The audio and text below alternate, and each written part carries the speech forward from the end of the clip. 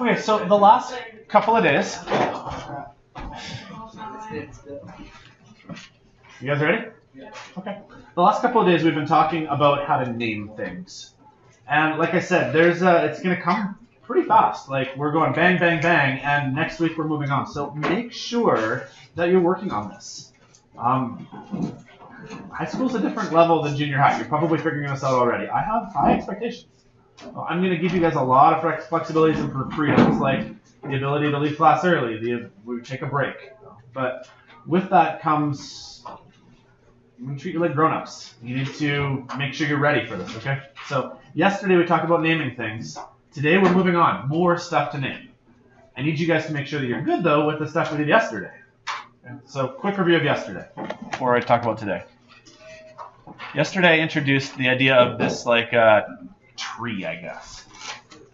There's 4 branches to this tree. You need to know how to name things that are covalent. Those are like dis and tris. How will you know if it's covalent? They're both on that side. What's like a chemistry word for that side? Non-metals, good. Or another word you could use, anions. If negatively charged non-metal anions, if they all group together, it's covalent. That's one naming scheme. So those are all non-metals. That side's metals. This side is non-metals. But those are not metals. Covalent. Yeah.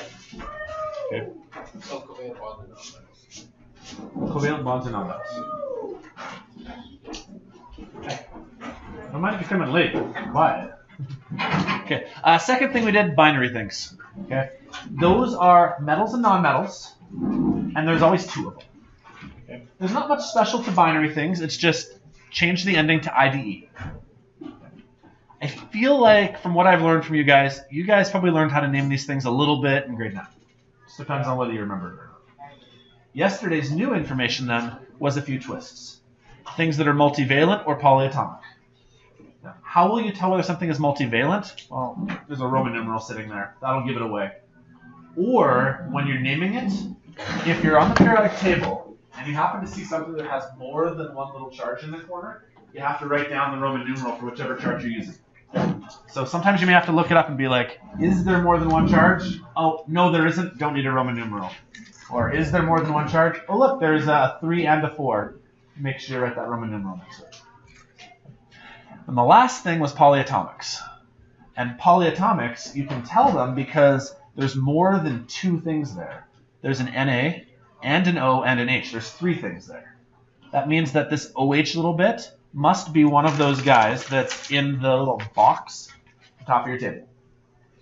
To name those, it's fairly straightforward. Just put the 2 words together. 2 elements? Well, the polyatomics have more than 2 elements, yeah. But to name them, don't ever change the ending. So if it's nitrate, just leave it as nitrate. Don't make it nitride, because nitride is something else entirely. There was only one exception to that. Remember the exception? Good. It's ammonium. It's the only one that's positive. We always put the positive one first. So if you have like the NH4 going first, whatever comes afterwards, it might need to change to IDE. But other than that, polyatomics don't ever change their names. Does that make sense? Well, today's lesson, we're going to talk about how to actually change those names. I kind of lied to you yesterday. We actually can change the names of polyatomics. You lie a lot. I do. Dude, I'm going to grab the back door again. I hate extra noise. Okay. So yesterday we talked about polyatomics. Today we're going to continue with them and branch into some more rules. And I might recommend, if you need to, write this down in your book, because sometimes it's hard to memorize. So it can go in your formula book sheet if you want to write it down somewhere. Here's how this works. Any anion that ends with 8 serves as a reference point. So I'm going to give you an example. Here's chlorate. Chlorate is ClO3. I totally screwed this up, though. Chlorate does not have a 2 negative charge. Chlorate just has a 1 negative charge. Okay. If something is an anion and it has 1 less oxygen, we change the ending to IT. So chlorate has 3 oxygens. Well, if it ends in ite, chlorite only has 2 oxygens. That's why these things are called families, by the way, is they're going to be very similar. The only difference in the family is how many oxygens there are. What if you go one less than that? What if there's 2 less oxygens? So rather than being 3, or rather than being 2, what if there's only 1 oxygen? Well, it still ends in ite, but now we call it a hypo in front. So ClO is actually hypochlorite. And here's the last one. What happens if it has an extra oxygen atom? So it was supposed to have 3. What if it has 4? Well, then we call it a perchlorate. I'm going to do some examples with you. Can anybody find NO3 negative as an anion in that top polyatomic table? Can someone find its name for me?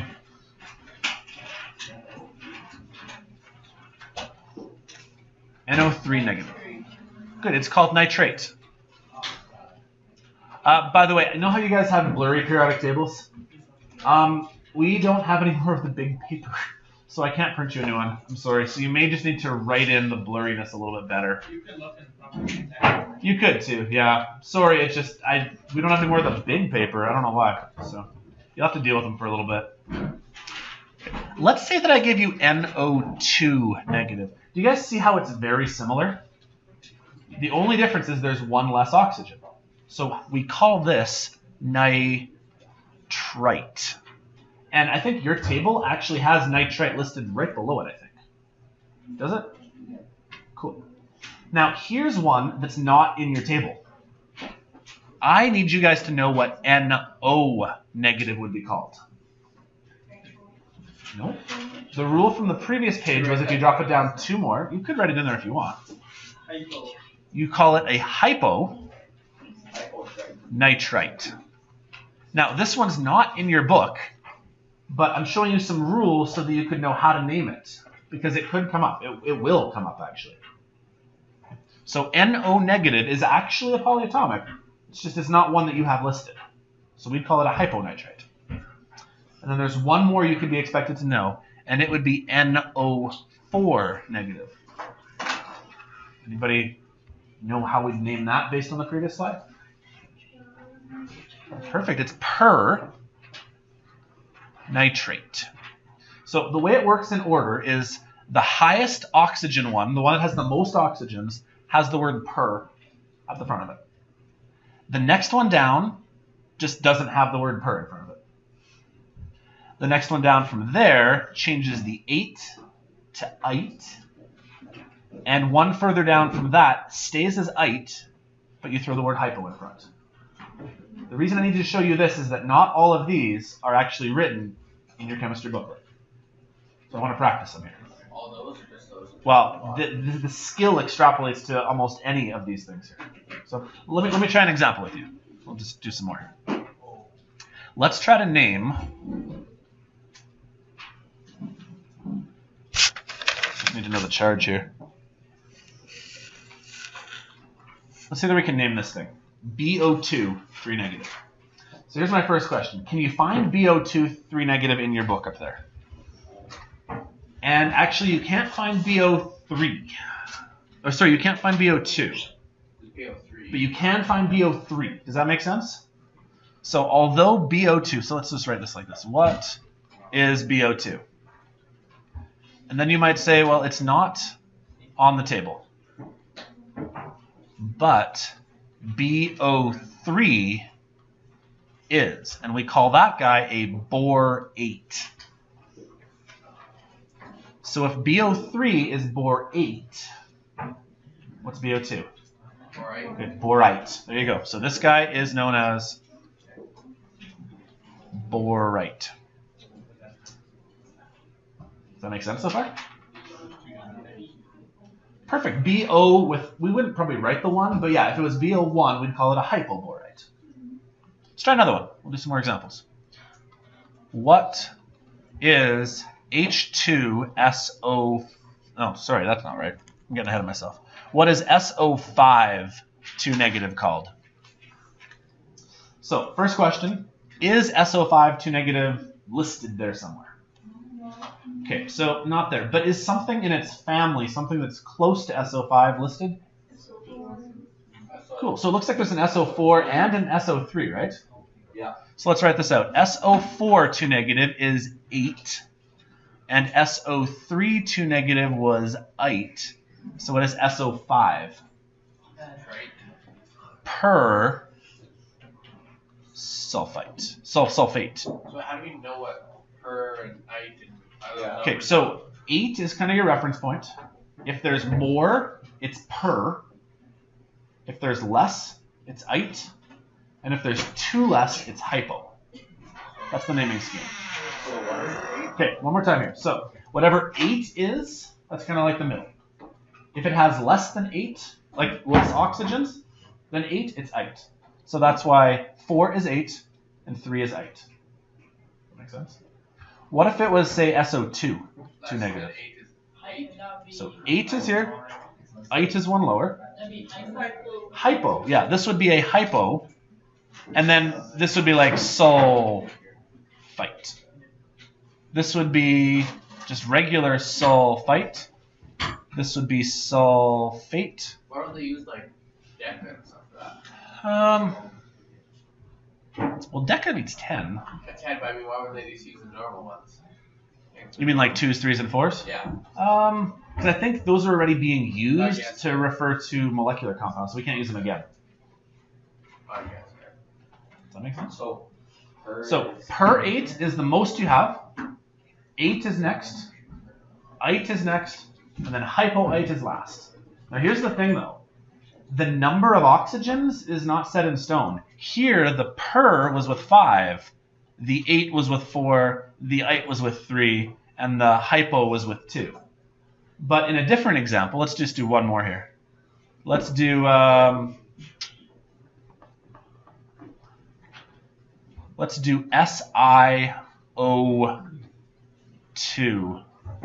with a, I just need to know what the charge is. 2 negative. We didn't do silicon one already, did we? So SiO2 is SiO2 listed in your book? No. But there's one similar to it though. Silicate. Yeah. What is silicate though? SiO3. Okay. So if SiO3 2 negative is silicate, then if we drop the oxygen down by 1, this must be silicite. And if I made it SiO with 2 negative, it would be hyposilicite. In this example here, the hypo was actually with 1 oxygen, but with the previous example, the hypo was with 2 oxygens. So the hypo and the ite and the 8 and the per, it doesn't actually tell you how many oxygens there are, it just tells you how they relate to each other. These are rules I need you guys to know, because not every polyatomic is actually listed in the top corner of that table there. There's actually many more. Does that make sense? We'll do some practice later, but let's move on because I got more to talk about. Actually, the last things I want to talk about are, there are actually special names for acids. Do you guys know much about acids? I mean, I'm fairly sure you guys probably haven't actually used acids before. What was that? Some can. Some can. Yeah, that particular one, hydrofluoric, doesn't go through plastics, but other ones might be able to. That's why I use the bathtub to dissolve the guy, yeah. Okay, well, let me just read off my slide then in case you don't know much about acids. Acids are substances that react and release hydrogen ions in water. That's a very technical definition. Okay. We're going to talk more about acids as our course goes on. Here's what you guys need to know. If the formula starts with H, it's probably an acid. Okay? So like say HCl. HCl is an acid. You guys maybe have even heard its name before. HCl is known as hydrochloric acid. And my goal now is to teach you how to name acids. And that's what this little note here is I need to show you some special rules for acids. You guys know the opposite of an acid is a base? You ever heard that before? Okay. Perfect. Okay. Well, bases are kind of the same, but they're opposite. Acids involve H. and bases involve OH. Do you guys know what happens when you combine H and OH together? Just going to write this out here. Acids involve H, bases involve OH. If you put them together, H plus OH is water. Yeah, acids and bases neutralize each other, if you've never heard that before. Here's the thing about bases, though. There are no special rules for naming bases. So we don't have to worry about anything extra for bases. But the next few slides, I want to show you more naming stuff. Yay! Just add it to the list. How'd they figure out that acid tastes sour? They tasted it. They tasted it? Well, let me give you an example. You probably have had orange juice before. I guess, yeah. It has citric acid in it. I guess, Tastes yeah, a little sour. Lemon juice. Like really rank acid. I don't think it makes it taste. Like. Alright. But like. Have you guys ever have lab talk to you guys about indicators? pH indicators. Okay, well, I don't need you guys to know a lot about this, but the basics of it. The basics are acids will turn litmus paper red and bases will turn it blue. I'm actually going to let you guys do a lab on this later, but at least for right now, see if you can memorize that. Acids will turn litmus paper red and bases will turn it blue. And that's actually how we can test to tell whether or not something is an acid or a base. Because truth be told, in the chemistry lab, we shouldn't be tasting chemicals. So we have to use other tests to figure out whether it's an acid or a base. Another test is based on pH. You guys ever heard this term before? Okay. If the pH is below 7, like 0, 1, 2, 3, 4, 5, 6, that's below 7, though that's an acid. And if it's above 7, so 8, 9, 10, 11, 12, 13, 14, it's a base. Anybody know what a pH of 7 means? Neutral. Yeah, water. Water is neutral. Okay, cool. You guys know some stuff. Here's the new thing then. Above 7 is base. Above 7 base. Below 7 acid. Right. So above. Okay. Here's really the key slides, though, that's probably new information. We need to talk about how do we name acids. So I've got 5 categories of acids that I'm going to go through on the next couple of slides. Here's the first one. Let's say that the acid starts with hydrogen, and then the second half of it is a binary compound. And because it was a binary compound, it should end in the word "ide." So like this example here. Here's H and Cl. It's binary. There's only 2 things there. So we start with hydrogen, we end in chlorine. But we would end it in chloride. Here's how you get its acid name. If it was hydrogen chloride, you would call it hydrochloric acid. Maybe you've heard that before. Hydrochloric acid. That's an acid name. Let me do another example, just right below it. HF. Name. Mackenzie? No, Madison, right? Mackenzie. Do we have a Madison in this class? No, she's my sister. That's why I'm getting mixed up. I don't even know her. I just heard the name of the announcements. Okay. You mentioned Breaking Bad a few minutes ago, right? The acid that the guy uses in Breaking Bad is this acid right here, HF. In case you're curious. HF. So I want to try to name HF. So first thing here, there's only 2 pieces to it, so it's binary. This would normally be called hydrogen fluoride, because you'd change fluorine to ide. So to get its special acid name, you call it hydrofluor.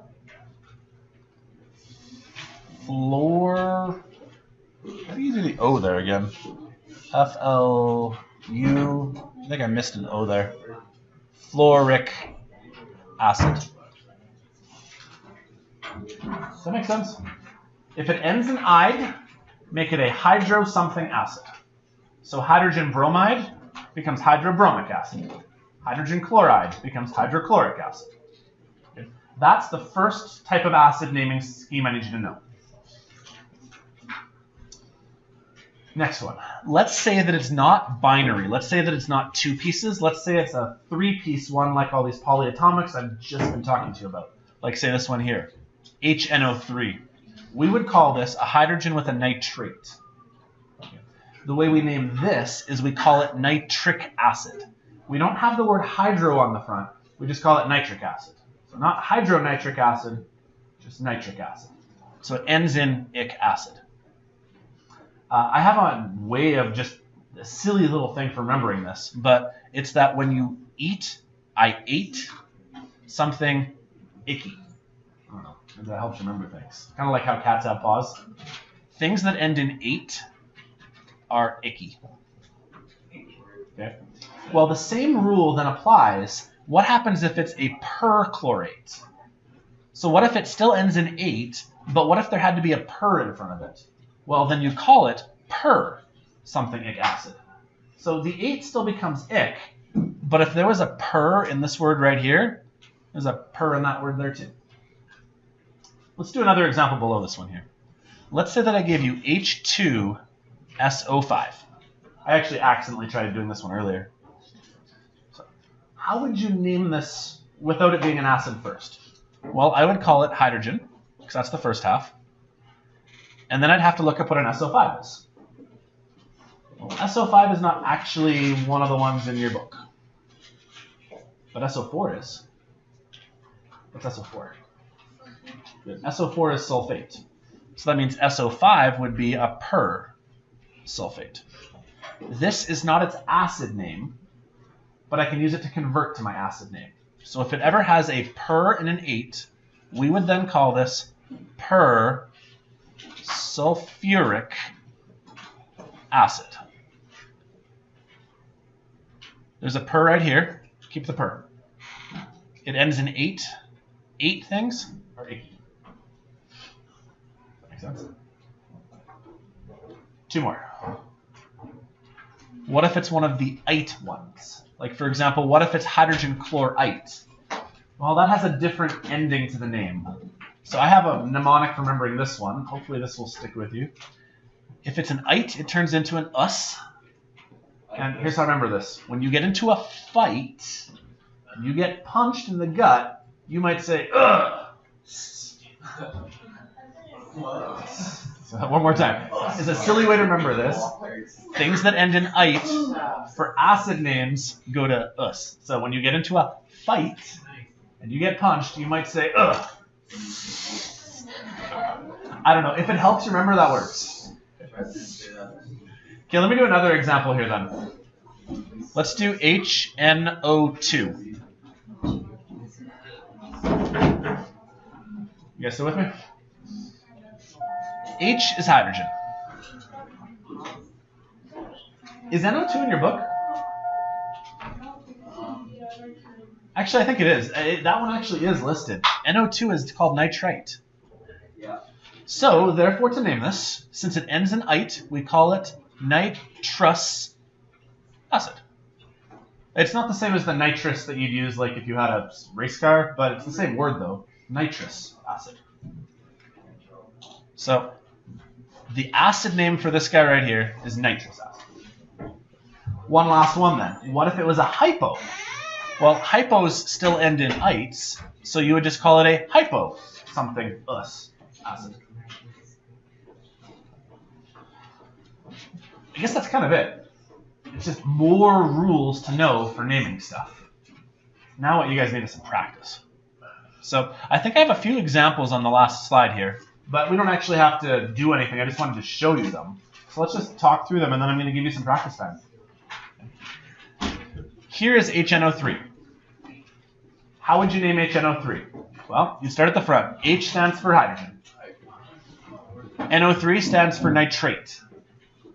If it ends in ate, eights become... Alora Chiefbody, can you please come to the office? Alora, please come to the office. So you'd call this nitric acid. Oh. Cool. Okay, next one, HBr. How would you name this? Well, you'd call it hydrogen, bromine, but you'd change it to bromide. This guy's different. This guy's binary. There's only two of them. When there's only two of them, we put hydro in front of the word. So we call it hydrobromic acid. And that one's a little different because of the fact there's only just the two pieces. This guy's got three. That one's only got two. So binary things, we call them hydroacids. Here, if I worked backwards, if I gave you nitrous acid, us's happen because of you getting into a fight. Ite. So, hydrogen nitrite means you better write the NO2 after the hydrogen. And here's one last one. If I ask you for permanganic acid, that's a challenge.